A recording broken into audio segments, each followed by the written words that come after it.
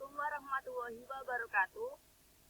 Jadi bertemu lagi dengan saya untuk part kedua dari materi teks berita.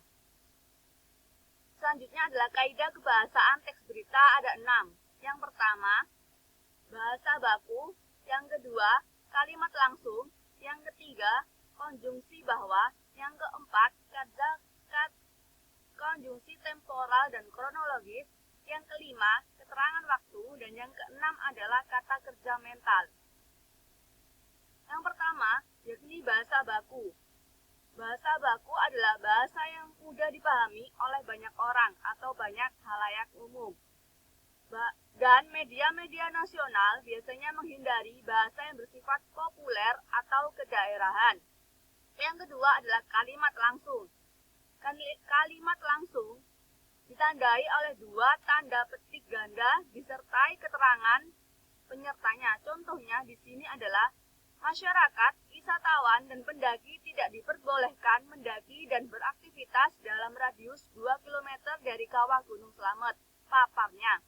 Jadi, kata paparnya di sini disebut dengan keterangan penyertanya dan seperti yang dilihat bahwa selalu ditandai dengan tanda petik ganda. Yang selanjutnya, atau yang ketiga adalah konjungsi bahwa. Konjungsi bahwa berfungsi sebagai penerang kata yang diikutinya dan mengubah kalimat langsung menjadi kalimat tidak langsung. Contohnya, sejumlah staf Atpel Manado mengatakan bahwa kepala Atpel Manado sudah pulang. Jadi, dapat dilihat jika kalimat langsung di sini akan tertulis berkata. Dan tapi di sini tertulis mengatakan. Jadi kata mengatakan ini adalah mengatakan bahwa. Jadi kata mengatakan bahwa ini adalah konjungsi bahwa yang berfungsi untuk mengubah kalimat langsung menjadi kalimat tidak langsung. Yang keempat, konjungsi temporal dan kronologis. Berita pada umumnya mengikuti pola kronologis atau urutan waktu. Jadi, selalu menggunakan konjungsi temporal. Apa saja itu? Ada kemudian, sejak, setelah, awalnya, dan akhirnya. Contohnya di sini adalah sekitar pukul 12.45 waktu Indonesia Barat, Sabtu, 15 bulan 3 2014, langit Riau tampak mendung. Tak lama kemudian, hujan yang diharapkan semua masyarakat akhirnya pun turun. Ada dua konjungsi di sini, kemudian dan akhirnya. Tak lama kemudian, setelah itu masyarakat akhirnya. Jadi di sini terlihat bahwa mengikuti pola kronologis atau urutan waktu. Selanjutnya adalah keterangan waktu.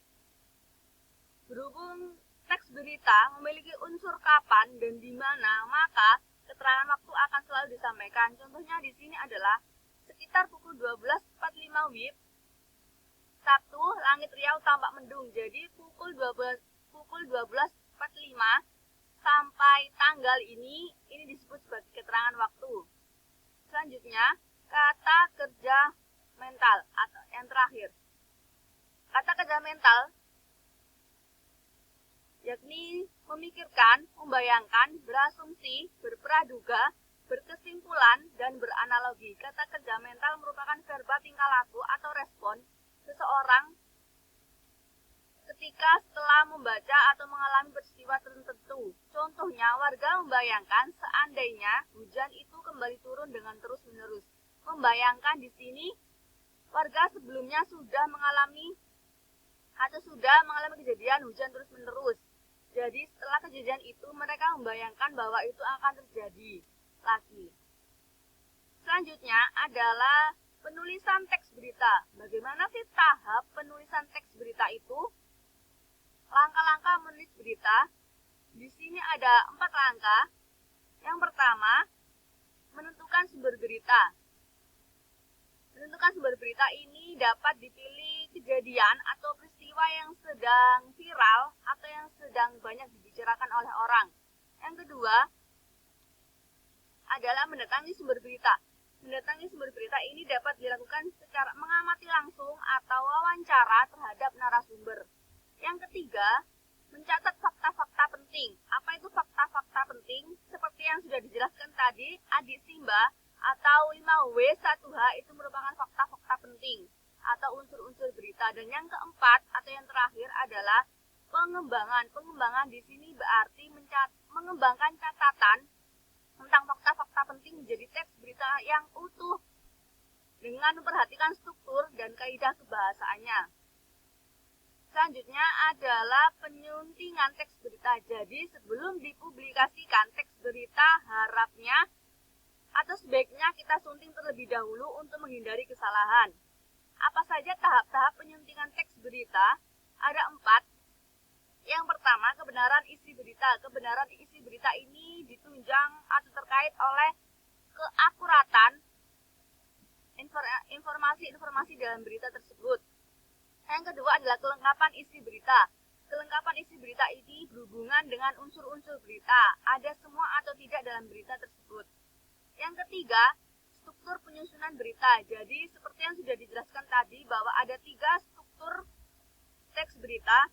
Jadi semakin ke bawah maka informasi yang disampaikan akan semakin kurang penting. Dan yang terakhir atau yang keempat adalah penggunaan bahasa. Seperti yang diketahui bahwa sudah dijelaskan kaidah-kaidah kebahasaan teks berita.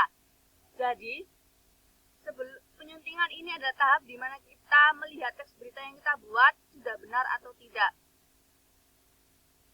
Nah, begitulah materi yang saya sampaikan tentang teks berita. Terima kasih sudah menyimak materi ini dan kita akan kembali lagi pada materi berikutnya. Wassalamualaikum warahmatullahi wabarakatuh.